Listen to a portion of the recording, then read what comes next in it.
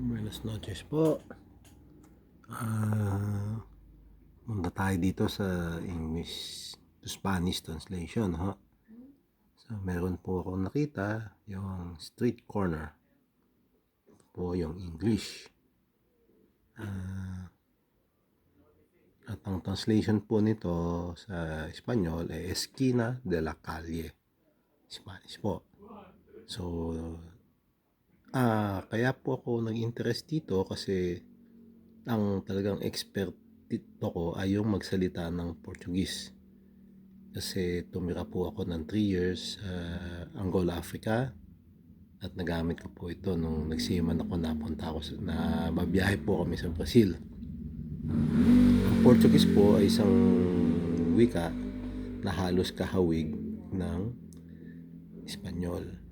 Naalala ko po, tuto ko nito kasi tinitignan ko yung mga street signs, no?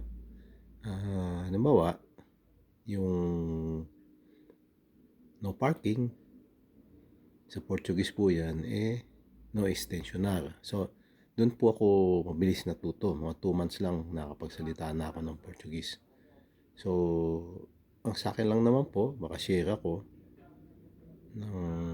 sa mga kabataan, yung pagsasalita po ng Espanyol, napaka-importante po kung kayo ay mapupunta sa US at saka sa ibang bansa na ito ang isinasalita. So, next time po, buenas noches at hasta luego po. See you later po.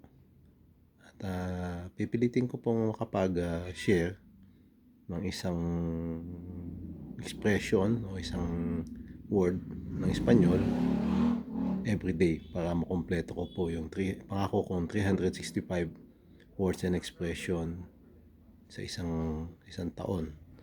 So, salamat po. Ito po si Erwin Buada, ang Pulubing Vlogger.